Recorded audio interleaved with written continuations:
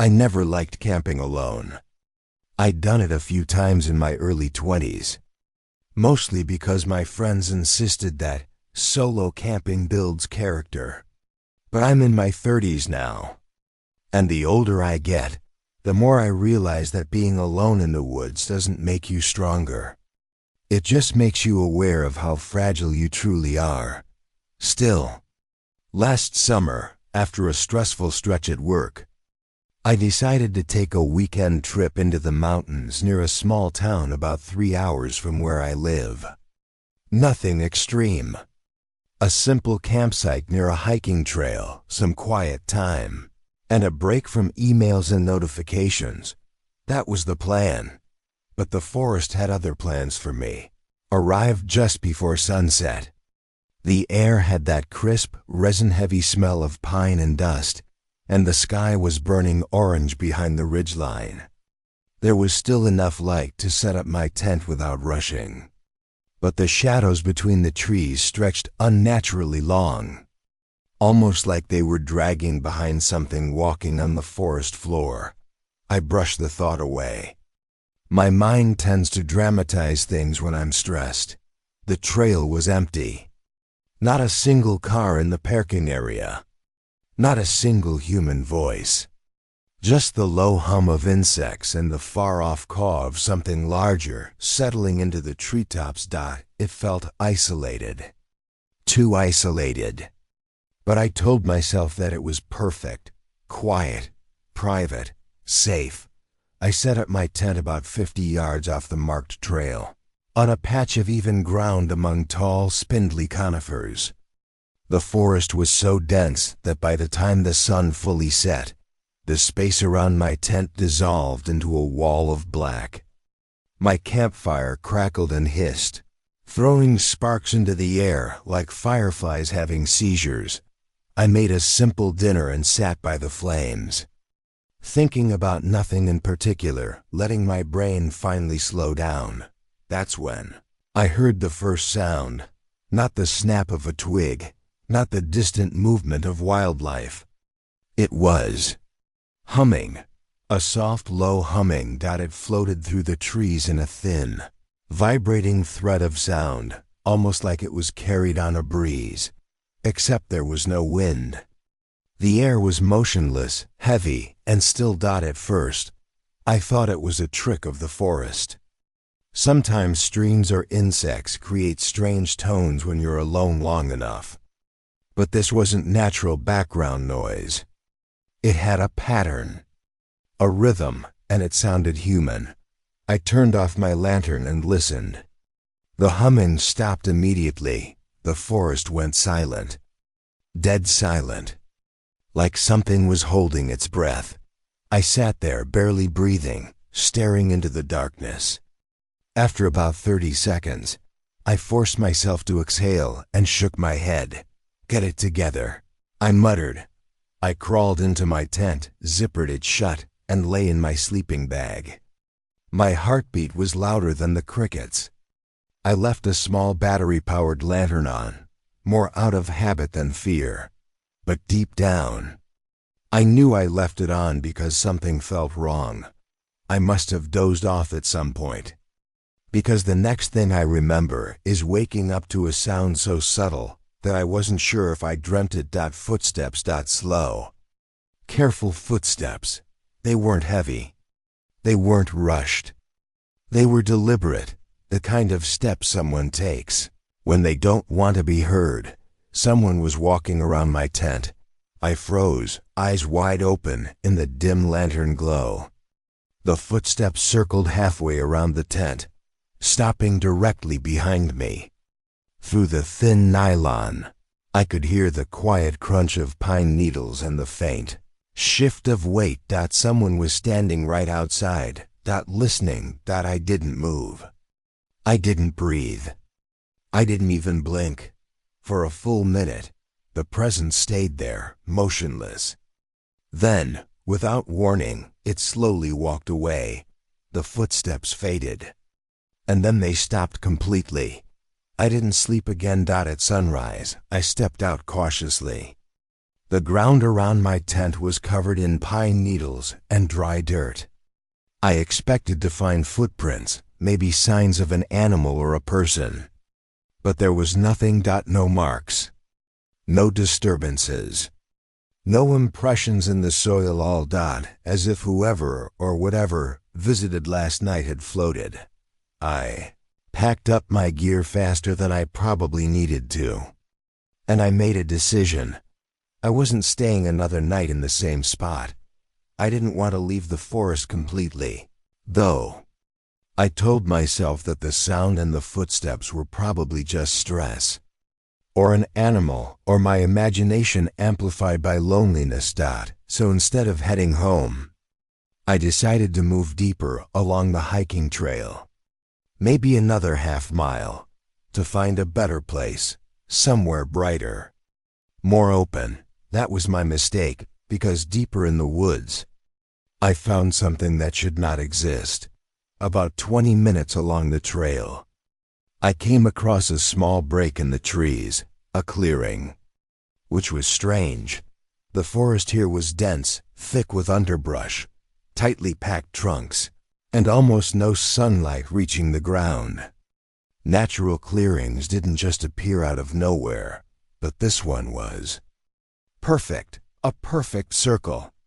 No trees, no shrubs, just bare, flattened earth, as if something had cleared it intentionally. And in the very center of the clearing was something even stranger. A single, tall wooden post. No markings, no ropes, no signage. Just a post, standing there alone, casting a thin shadow in the morning sun. I should have turned around right then. I should have walked back to my car and driven home. But I stood there, staring, feeling drawn to it in a way I can't explain. Something about the clearing felt wrong, like stepping into a room where someone had been standing just moments before. Then I heard something, a soft, familiar sound. Humming, coming from somewhere beyond the tree line. The same slow, rhythmic humming from last night. My stomach dropped. And then, from the corner of my eye, I saw something move between the trees. Someone was watching me. I didn't move. The moment I saw that figure shift between the trees, my body locked itself into place like an animal sensing a predator. The humming continued, steady, low, drifting through the branches. It wasn't coming from the figure I saw. It was coming from somewhere else. Somewhere deeper, that somehow made it worse. I backed away from the clearing slowly, keeping my eyes locked on the spot where I saw movement. The trees there were thick, too thick to see who or what was behind them. A gust of cold air swept through the clearing, and for a second, I felt like something brushed past the back of my neck. I didn't look back. I forced my legs to move. I walked fast, but not fast enough to look panicked. In my head, I kept repeating the same phrase over and over. Get out of the forest. Get out of the forest. I didn't know if it was a person or a group of people. But the humming, it wasn't normal. It wasn't casual. It sounded intentional, like someone was trying to lure me deeper or keep me from leaving. About 50 yards down the trail, the humming stopped. The forest went perfectly still again. I quickened my pace. That lasted for about 20 seconds. Then I heard footsteps, not behind me, beside me, keeping pace with me, just out of sight, just beyond the tree line. I tried not to look. I tried to stay calm, but every instinct in my body screamed at me to run. The steps stayed parallel to mine, even when I sped up. And when I slowed, they slowed too. Someone was matching my movements. I finally turned my head, just enough to see between the trees, and I swear to God, there was a man walking there. I only saw flashes, pale skin, a dark jacket, messy hair. Eyes that didn't blink. He stared at me like he had been waiting for me.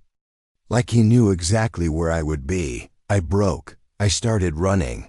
The forest roared by in a blur of green and brown. Branches whipped at my arms. The trail twisted under my boots. And my heart hammered so hard I could hear it echo in my ears. Behind me, the footsteps exploded into a sprint. They were fast. Too fast. Snapping branches, pounding the earth, gaining on me with terrifying ease. I didn't look back. I couldn't. I just ran until the trail curved sharply around a rock formation, and I darted off the path. Diving into a cluster of dense brush, I threw myself flat on the ground, forcing my breathing to slow, trying to muffle every sound. 10 seconds later, he ran past, not walked, ran, at full speed. If he had turned his head even slightly, he would have seen me. I was so close I could hear his breath, sharp, ragged, almost excited. He kept going down the trail, disappearing around the bend. I didn't move. My chest felt like it was on fire from holding my breath. Sweat dripped into my eyes. My hands shook uncontrollably. I stayed hidden for what felt like 20 minutes, listening to every rustle, every shift of wind, every faint crackle of leaves. Eventually, when everything had gone silent again, I crawled out slowly. I didn't stand. I didn't want to be seen by anything or anyone that might still be nearby. I crouched low and took a moment to orient myself. Then, I noticed something that made my blood run cold. Just 10 feet from where I hid were footprints. Large, deep, fresh, but they weren't facing the direction he ran. They were facing me. He had been standing there earlier, watching, waiting. I didn't go back to the trail. I didn't want to risk running into him again. Instead, I pulled up my offline map and chose the shortest route through the trees that would intersect the road. It was risky. The terrain was rough, steep, and unfamiliar, but staying on the trail felt like suicide. I moved quietly. Every sound felt amplified. The snap of twigs under my boots, the rasp of my backpack brushing branches, the pounding of my heartbeat. About halfway to the road, I came across something that stopped me dead in my tracks. Another clearing, perfectly circular, bare earth, just like the first one, and in the center, another wooden post, identical, same height, same shape, same angle in the sunlight. It was impossible. I had walked in a straight line away from the first clearing. There was no chance I accidentally circled back. Someone had built more than one. My mind raced. But before I could decide what to do, I heard something that made every muscle in my body clench. The humming, not faint like before, not distant. Close, very close. Then, footsteps, approaching from the trees behind me. I didn't think. I bolted. Branches clawed at my arms and face. Thorns ripped my shirt, and the ground dropped away beneath me several times as I stumbled downhill toward the road. The humming grew louder. The footsteps multiplied. I swear I heard at least 2 sets, maybe 3, chasing me through the trees. I didn't look. I couldn't.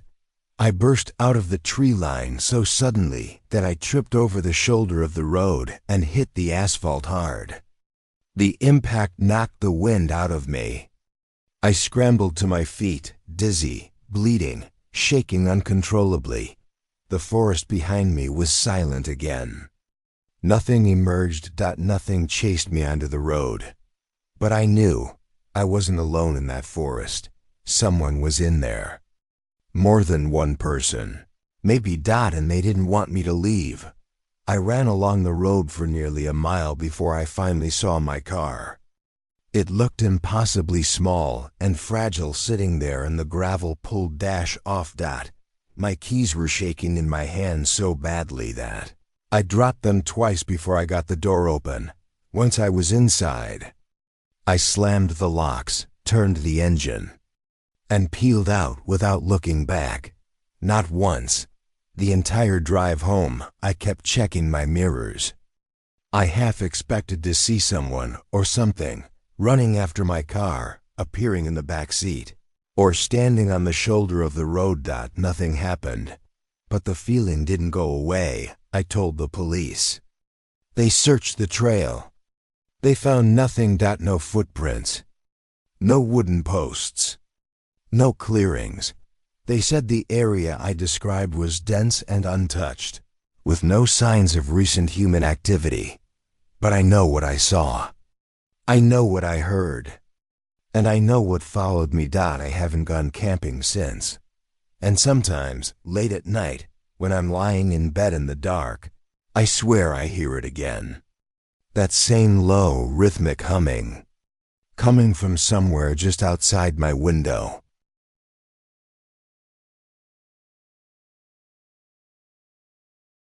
I want to be very clear about something from the start.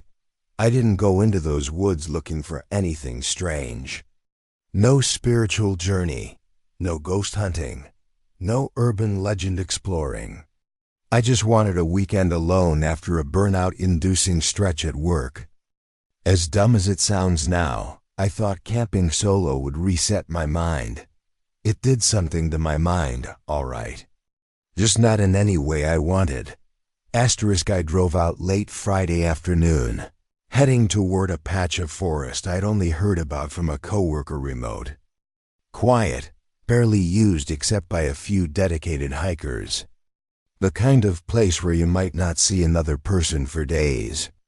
That was the whole point. By the time I found the dirt access road and followed it half a mile in, the sun was already dropping behind the tree line. The air felt cool, sharp, carrying the faint smell of pine and earth. I remember thinking how still the place seemed. Not peaceful, just still, like the woods were holding their breath. I parked, hauled my stuff out, and picked a spot 20 feet off the trail with soft ground and no dead branches above. I'd camped before. I knew the rules. I set up my tent, got a small fire going, and made dinner, just canned chili and bread, nothing fancy. The sky went from deep blue to black, and the stars came out in a way you don't see anywhere near a town. No light pollution. Just a dome of cold white light stretching forever. Around 10 p.m., I crawled into my tent with a book and read until my eyes started to blur. That's when I heard the first sound. Crunch, slow, deliberate. Footsteps. Not deer footsteps. Not the light skitter of a fox. These were heavy, the weight of a person. One foot after another, pressing into the dry leaves outside. I froze. The footsteps stopped too. Then they shifted one step, just one, like whoever it was had turned to face my tent. I didn't breathe. I didn't make a sound. I waited for something, anything to follow. A voice. Another step. A flashlight. But nothing happened. Then, after maybe 20 seconds of absolute stillness, the footsteps slowly backed away into the woods. I didn't sleep well that night. Every small sound snapped me awake again, but I convinced myself it was probably a late hiker. Someone who didn't want to startle me. Someone who saw the firelight and kept their distance. That's the version I stuck with until morning. When I stepped out of my tent at sunrise, the forest looked normal again. Mild fog, golden light. Birds chattering like nothing weird ever happened. Breakfast helped. Coffee helped more. I decided to hike a few miles with just a small pack, partly to explore and partly to shake off the unease from the night before. I followed a faint trail deeper in, weaving between tall pines and patches of dense underbrush. After maybe 40 minutes, I saw something up ahead, something that didn't belong. A tent. A whole campsite, actually. Hidden just off the trail. angled between two large trees like someone didn't want it easily seen. The tent was old dark green fabric, faded by years of sun and weather, collapsed slightly on one side. I assumed someone abandoned it, maybe a hunter's old spot, but then I saw the rope tied between two trees, sagging slightly from age, and a rusted mug sitting on a stump, and an old pair of boots barely holding their shape. Something about the scene felt wrong. Not dangerous, just frozen. Like whoever used this place walked away without taking anything. I almost left right then. I should have, but curiosity pulled me closer. The tent flap was zipped shut. I hesitated only a second before crouching down and sliding the zipper a few inches. Inside were sleeping bags, old ones, moldy, a lantern, a small backpack, and carved into the wooden floorboard, beneath all that I hadn't even realized the tent was set up on boards, was a single word: stay. I backed up so fast I nearly tripped. Who carves something like that into their campsite floor? And then there was the smell. I can't believe I didn't notice it sooner. Rot, damp rot. Like old wet clothes, something forgotten and decaying. I zipped the flap shut and forced myself to walk away. Not run, just walk. That felt safer, less like prey. The hike back felt twice as long. More than once I stopped because I swore I heard someone behind me, but every time I turned, the trail was empty. I reached my own tent around early afternoon and felt immediate relief just seeing it. Something familiar. Something that belonged to me. Except I noticed something that made my stomach drop. My tent zipper was halfway open. I know I closed it.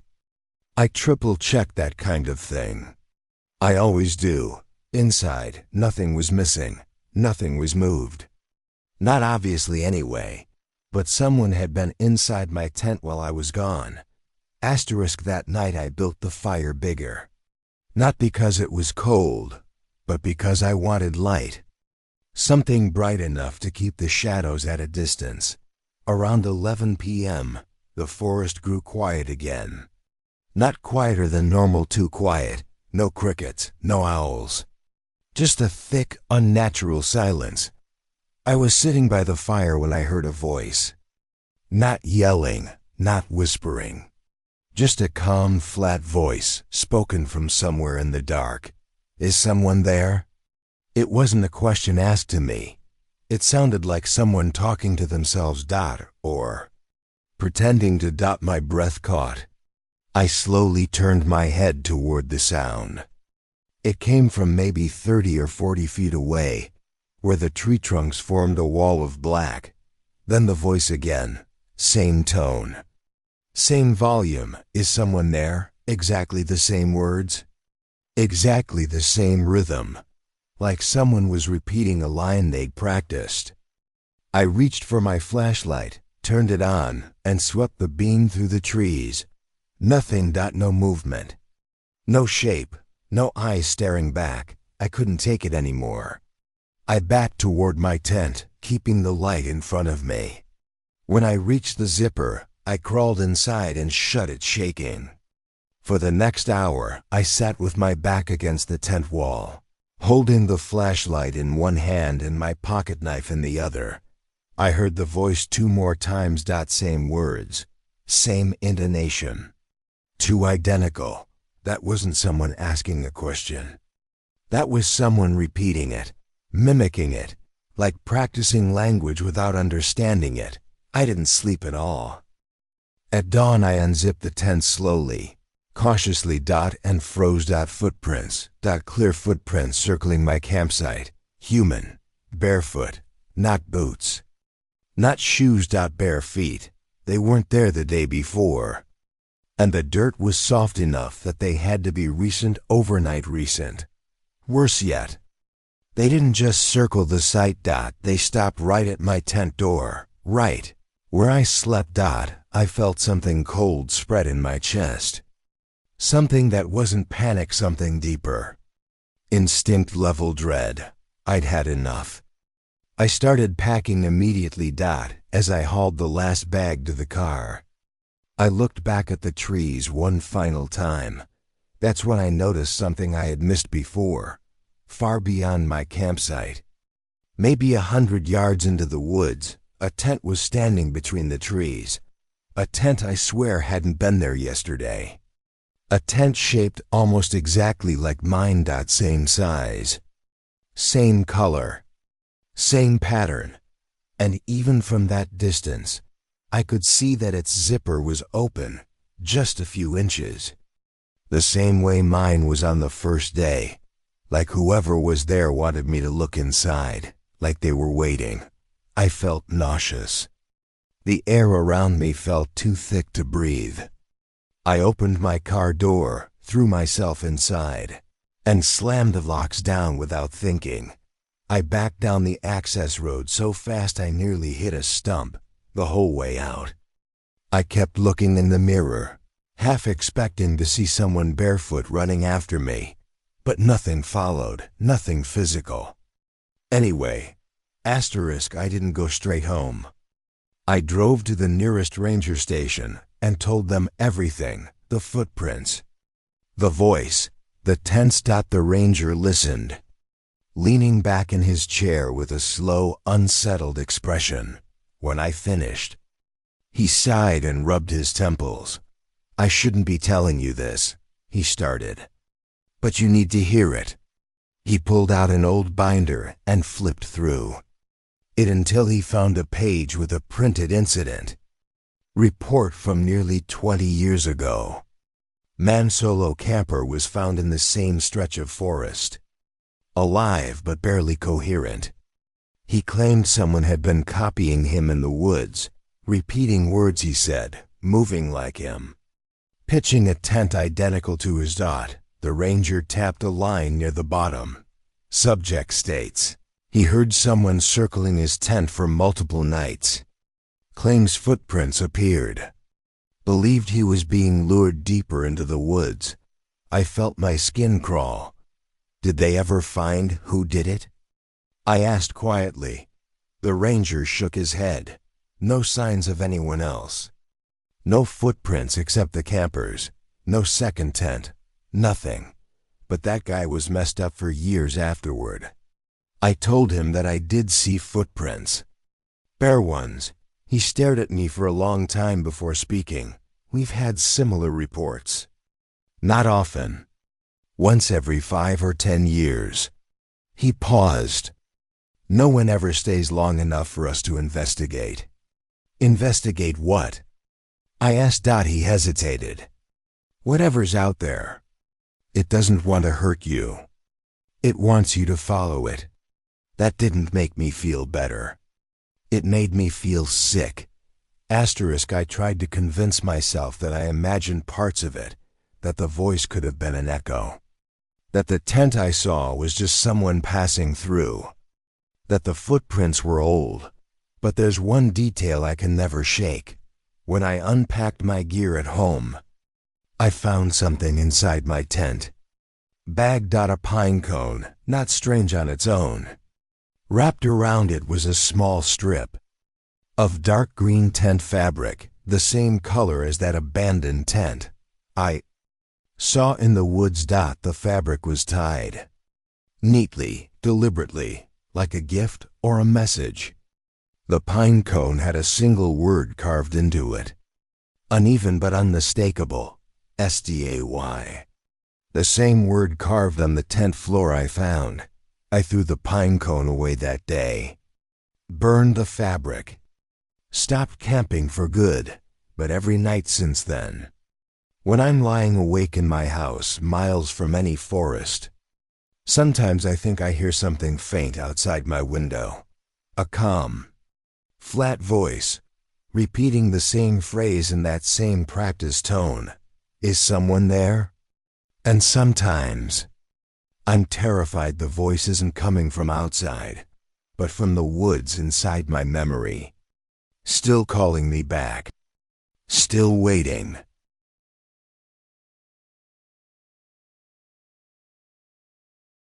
I've done a lot of hiking in my life.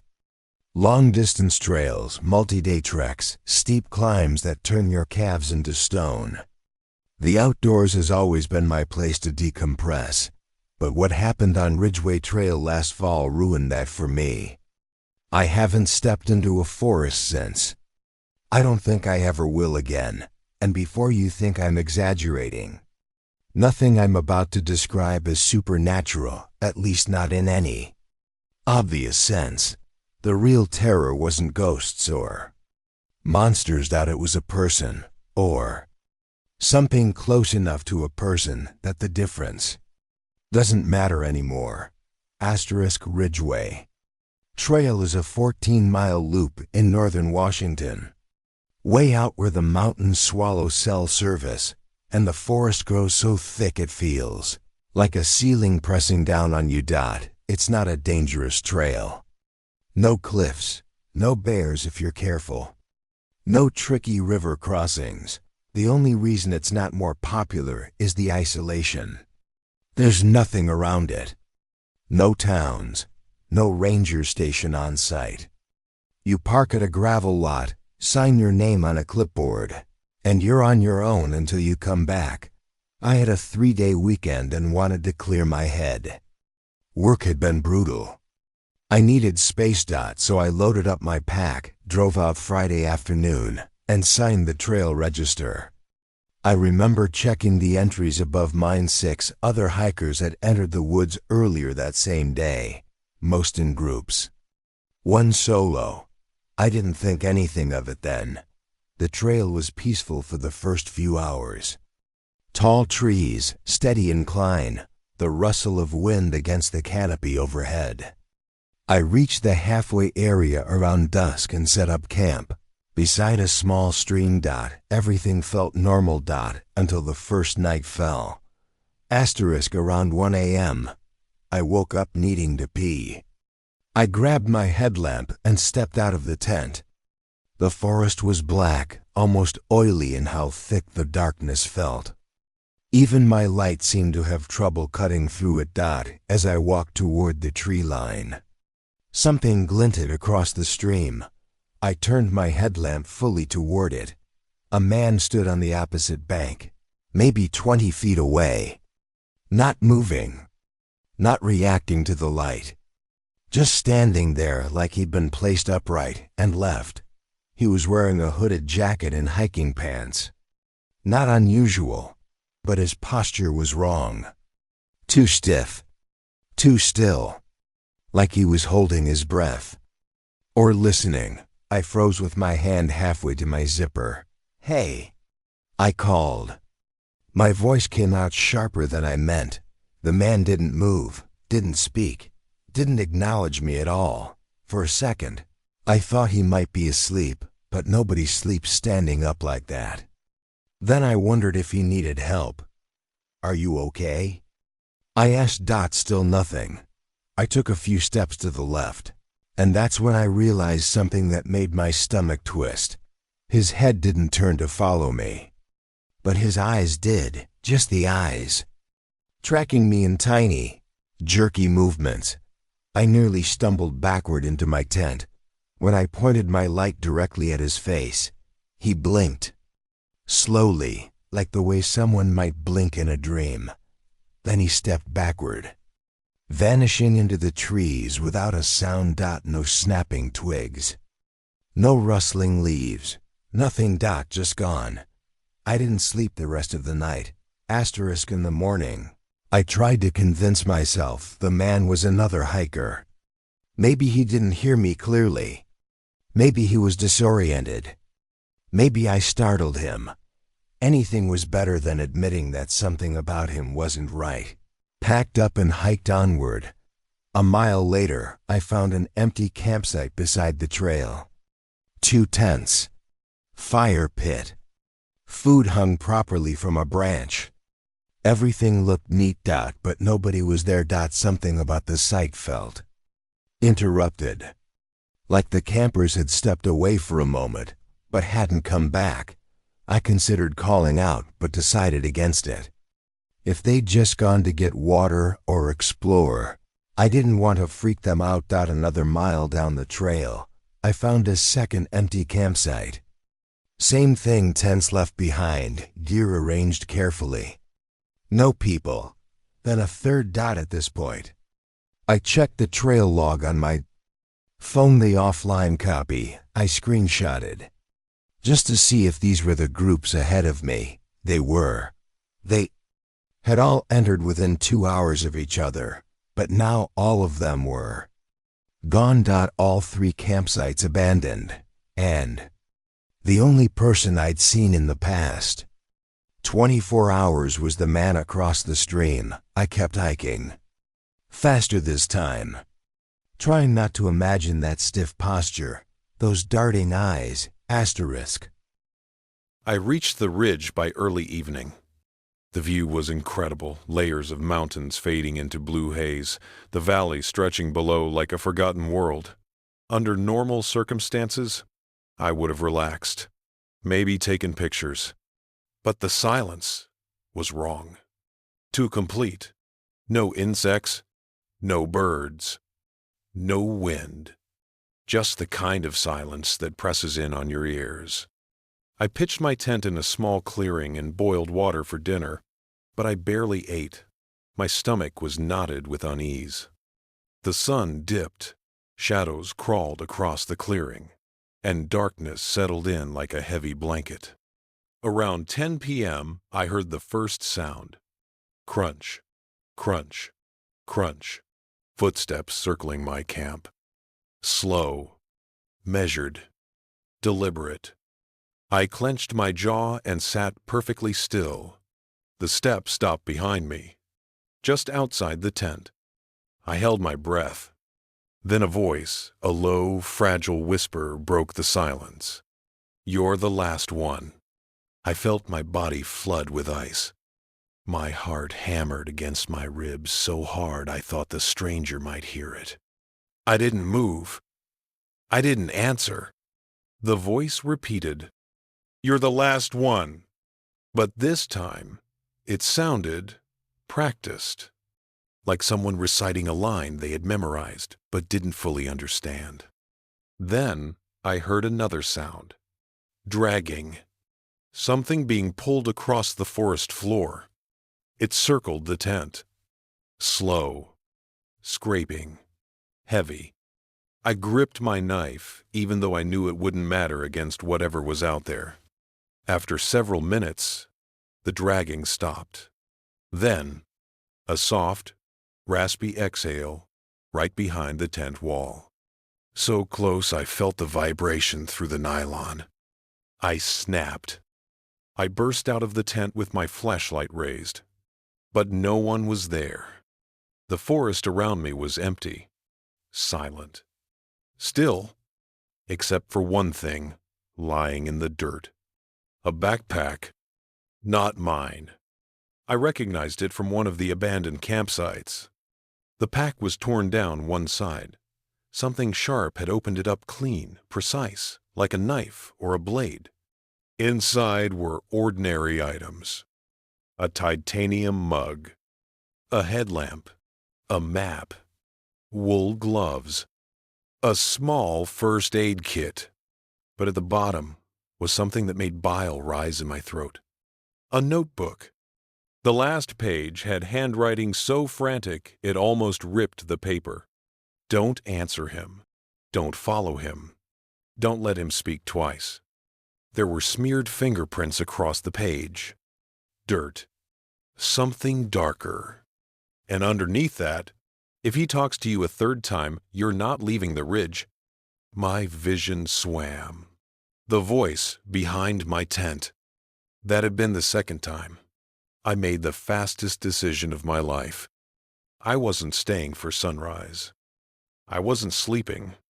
I wasn't even packing my tent. I grabbed the essentials, stuffed them into my bag, and started down the trail with my headlamp sweeping wildly across the trees.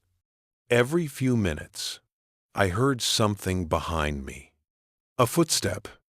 A cracked twig. Breathing. But whenever I turned, the forest was empty. The trail curved into switchbacks. the drop-off on my right plunging into darkness. The branches overhead creaked softly, like warning whispers. About an hour into my descent, I saw something ahead. A person, standing in the middle of the trail. My chest clenched so hard, I nearly collapsed. It was the man from the stream. Same hood, same stiff posture. This time, his head was tilted far too low, chin almost pressed to his collarbone, like he didn't know how to hold it correctly. I kept my light on the ground and slowly stepped backward. I didn't want him to see my face, see my eyes, see anything he could copy or mimic. But he spoke anyway. A low whisper. "You should have stayed." Third time. The words hit me like a physical blow. I ran. Branches whipped my arms. Rocks slid under my boots. I tore down the trail with a kind of desperation that bordered on animal instinct. Behind me, I heard footsteps. Not running. Walking. Slow. Precise. Unhurried. Like he knew I couldn't escape. I reached the lower valley around 4 or 5 a.m., utterly drained, every muscle screaming. And then I saw lights. Headlights. A car. I practically fell onto the hood, sobbing and pounding on the window. A man inside rolled it down an early morning hiker arriving before sunrise. "You okay?" he asked. I turned around. The trail behind me was empty. Completely, impossibly empty. No footsteps. No figure. Not even disturbed leaves. I couldn't even speak. The hiker helped me into his car and drove me straight to the ranger station. The rangers went out that afternoon. They didn't find the man. They didn't find my tent. They didn't find my campsite at all, not even ashes from my fire pit. But they did find something. They found the 3 abandoned campsites exactly where I described them. But all 3 tents had been folded. Neatly. Precisely. Placed in a row beside the trail, as if someone had packed up the campsites, preparing them for new occupants. That detail made the ranger visibly uncomfortable. When I asked if they found the people who owned the tents, he just shook his head. "No signs," he said. "None of them signed out of the trail register." "So they're still missing?" He hesitated. "They never came back for their cars." I felt the world tilt. He continued quietly. And each campsite had one thing in common. I waited, heart pounding. The ground around the tents was covered in footprints. My stomach dropped. "Human footprints?" I asked. He swallowed. "Not exactly." I didn't ask for clarification. I didn't want it. I tried to put the experience behind me. Therapy. Routine. Time. But none of it helped. Because sometimes, late at night, I wake up to a sound that shouldn't exist in my home. Crunch. Crunch. Crunch. Footsteps circling my bedroom. Deliberate. Measured. Patient. And sometimes, right before I fully wake, I hear a voice. A whisper. Practiced. Imitated. Stolen from someone who didn't survive long enough to warn me properly. "You're the last one." And I know, whatever was on Ridgeway Trail didn't stay on the ridge. It followed me down. It followed all of us down. And now it's waiting for the right moment to speak a 4th time.